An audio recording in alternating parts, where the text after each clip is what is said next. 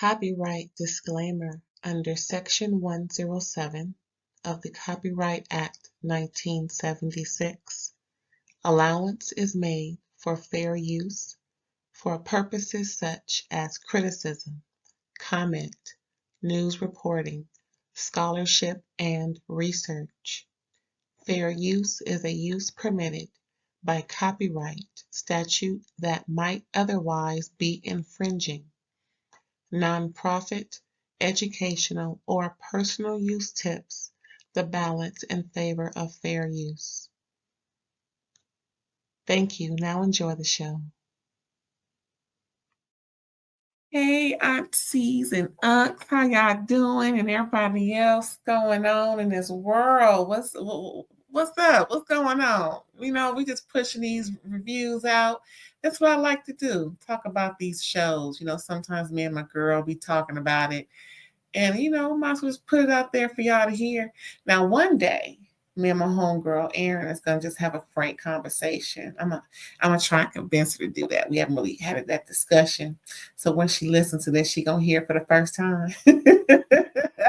And just to have a little tete-a-tete about what's going on in these, reality streets and carrying on. But anywho, thanks for tuning in to another episode of RAERAEs Review, where I will be discussing Real Housewives of New York City. And this is season 15, episode 9. And like I always say, is this the reboot, season 2, episode 9? Child, we're going to find out. This reboot is they got their issues. I'm not even going to keep dreading on, the anyway, I ain't gonna keep bringing it up. Excuse me. However, it was a cute little episode. We got some, they drummed up some business. They got something to work on. It seems like Erin is in the center of a whole lot of mess this season. If it ain't one thing, it's another with Erin. Why is Erin always in the middle? What's going on, Erin? It ain't just can't just be everybody else. Are you trying to secure your spot? Are drumming up mess and drama and carrying on? Is that what it is? Erin causing problems. So anyway, let's get right into this episode. Season 15, episode 10? Which episode is this? I haven't said 9. Which one is it, child? Let me see. Let me look at my notes just to make sure. I thought it was 10. And I think I said 9 before. Let me just look at my notes real quick.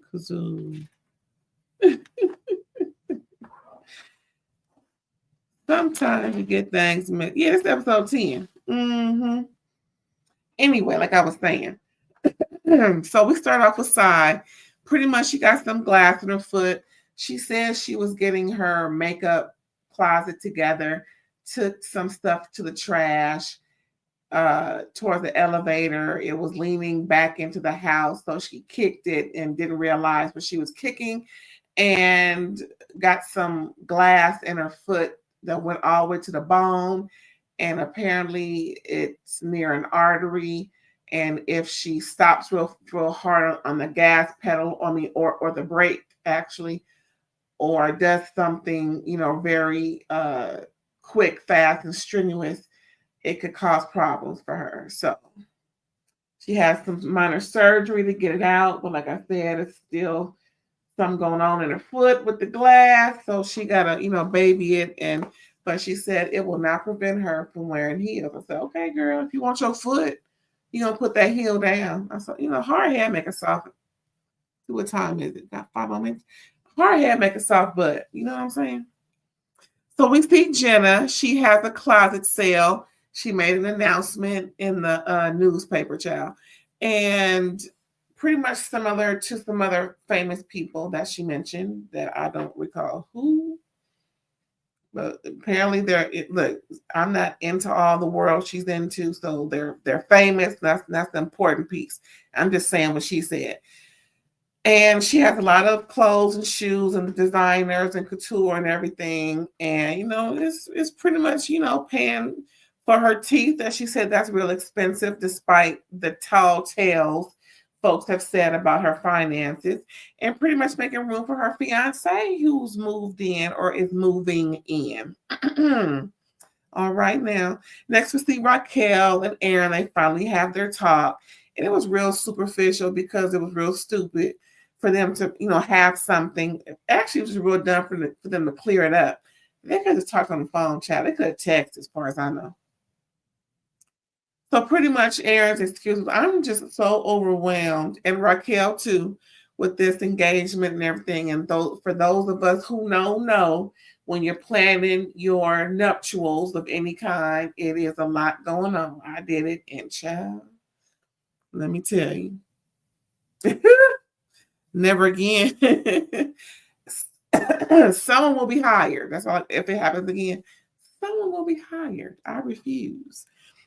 So, they quickly resolved the beef, and now Brynn is the target, and pretty much Ubah has it in for Erin, according to Erin. Now, you know how they go back and forth with the tall tales and carrying on with somebody talking about, like when A, B, and C are talking about D, and D is already in a conversation with E and F.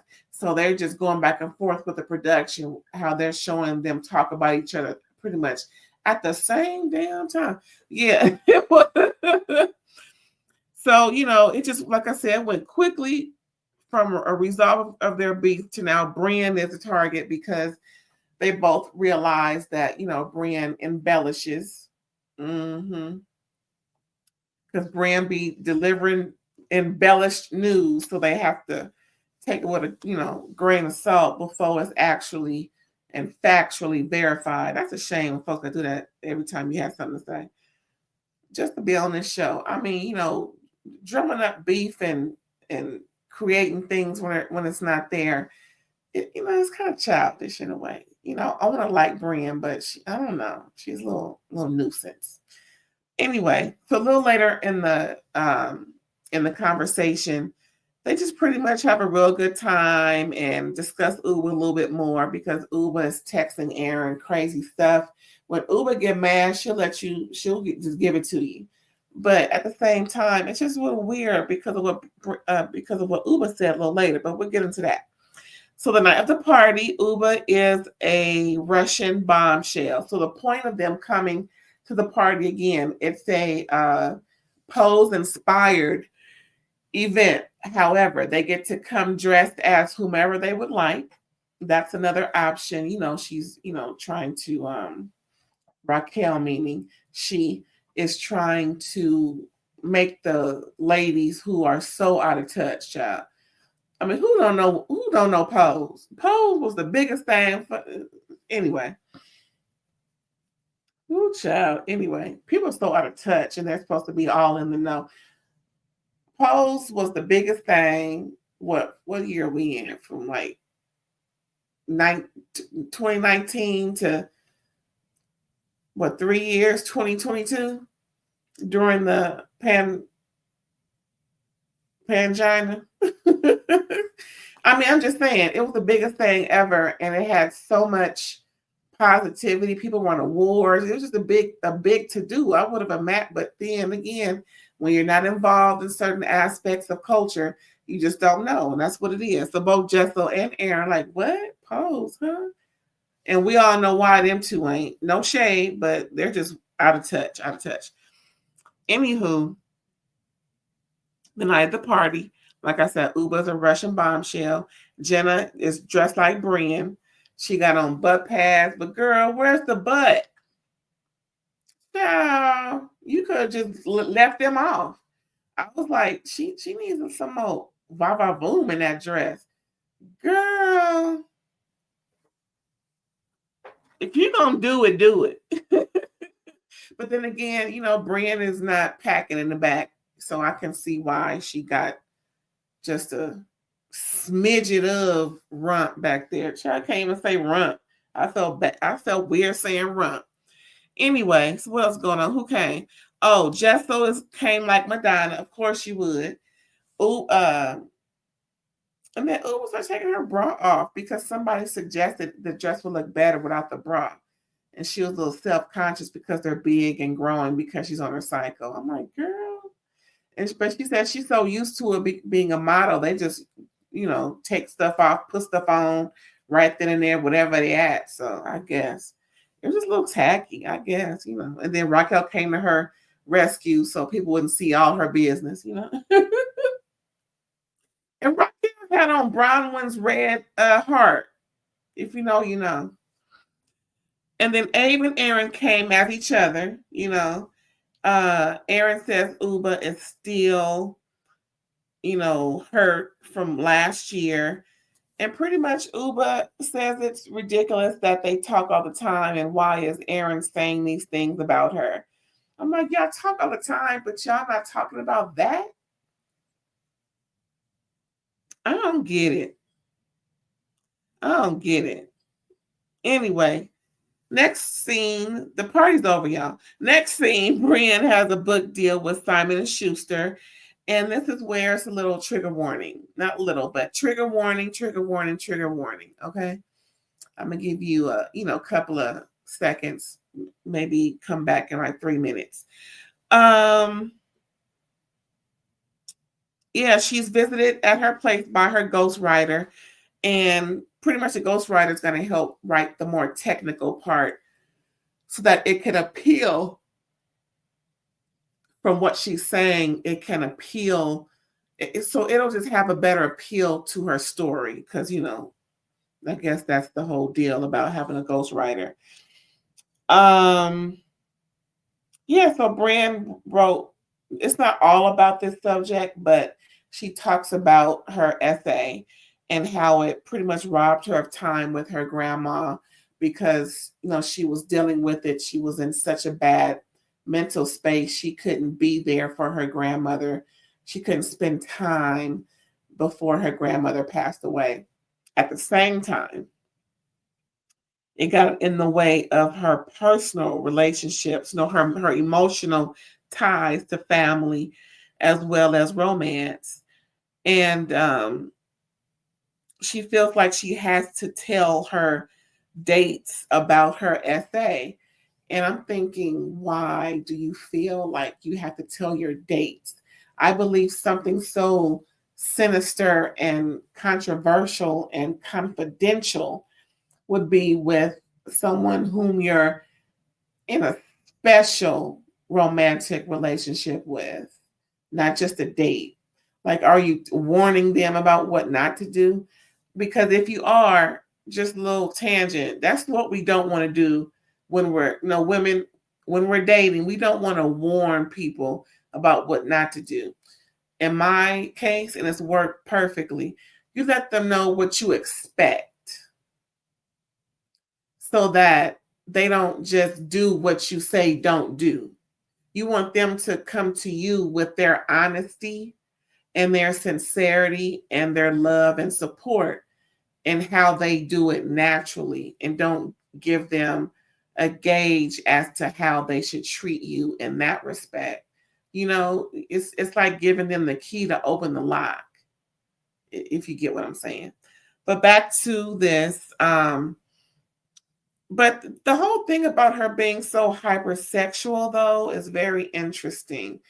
I remember hearing about when people have SA against them, no matter the perpetrator, they tend to act out in that respect, whether it was a same-sex type of situation, then they may lean towards same-sex relationships.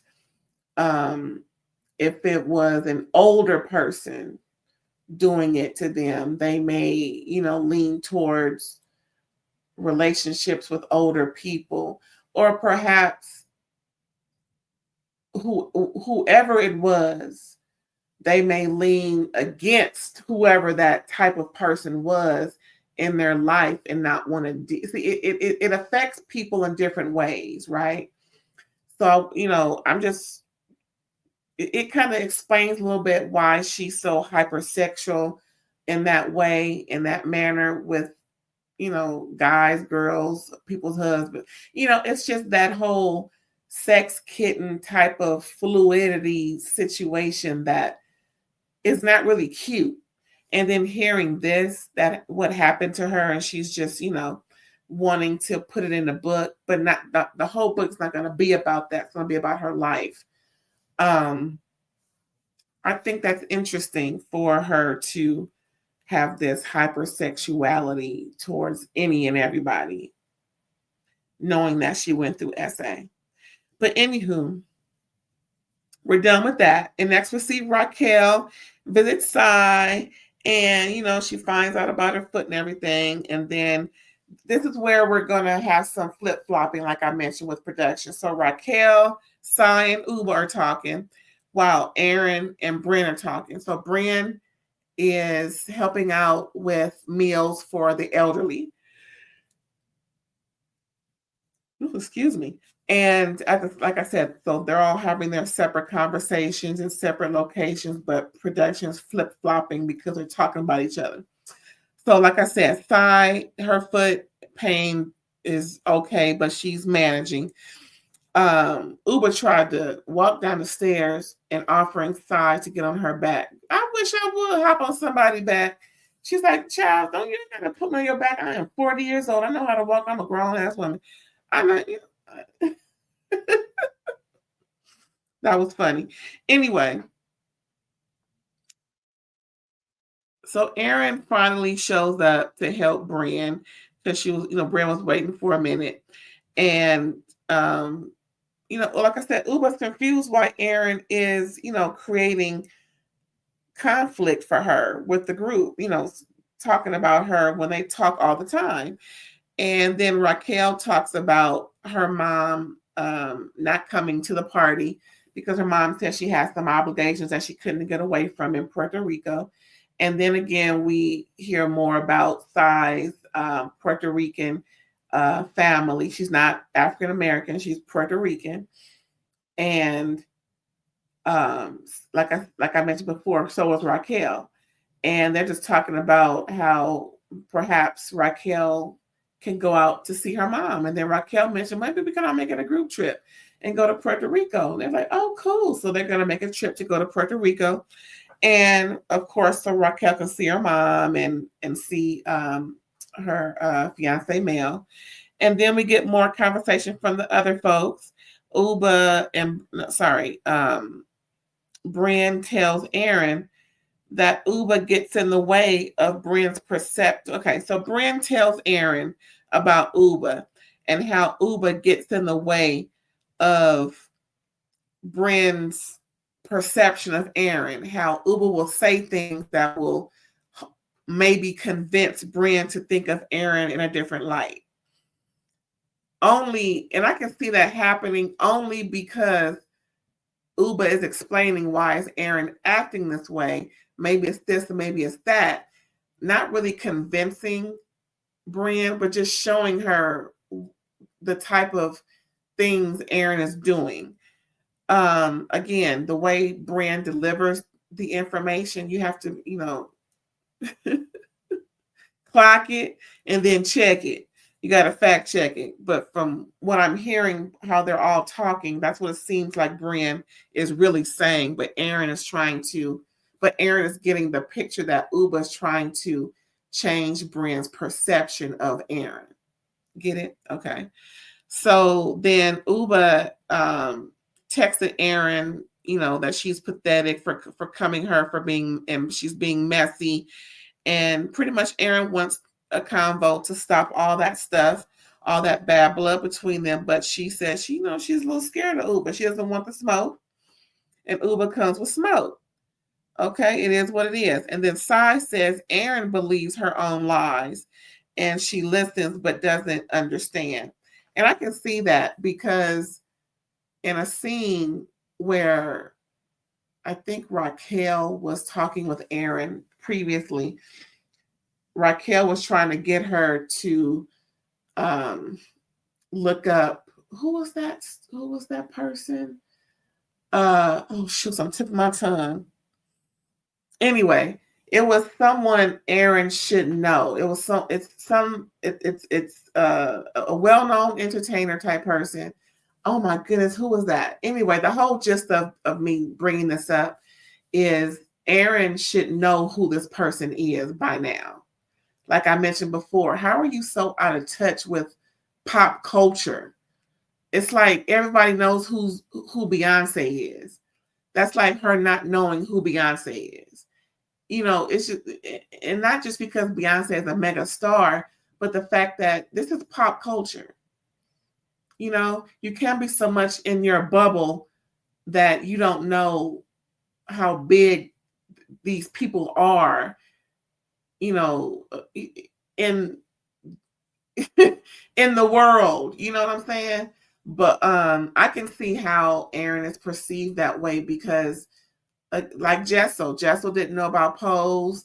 Erin didn't know about Pose. It's like, girl. But then when Raquel made Erin aware after Erin Googled, she said, oh yeah, I know. So I think Erin puts on so that she's not, labeled something she doesn't want to be. So she kind of just goes with the flow and she acts as if she's a part of it when she really don't know shit about what's going on. And she should. That's how I see it. I could be wrong. I don't think I am, but I could be. You know, it's all good. We're getting to the end, and pretty much that was pretty much it. Erin says Ubah is hypocritical because Ubah doesn't want all the smoke, but then again, she got the smoke. You know, she doesn't want Erin to talk about her in a bad light, but then Ubah texts her all this, messy things and stuff that Ubah feels she's justified in texting. I mean, she's lashing out. And that's a part of some anger management, maybe, that needs to be going on. Because again, like Ubah said, if she talks with Erin almost daily and then she's texting her some crazy. Okay, so I'm going to say this before I go to the anger management part.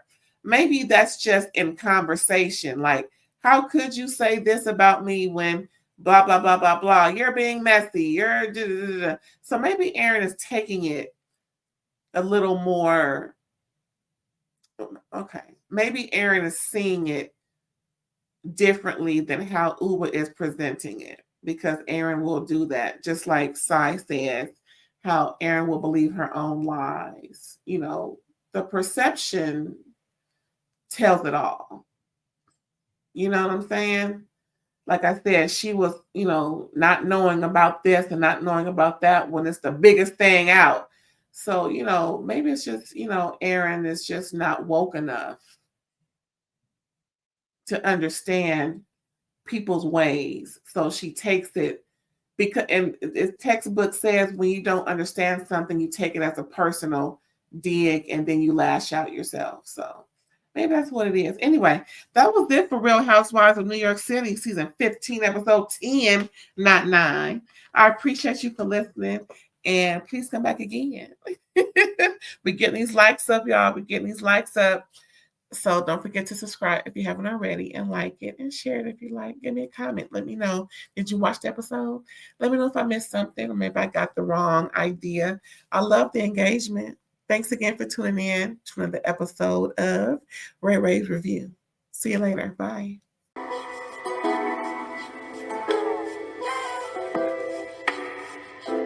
RAERAES all day.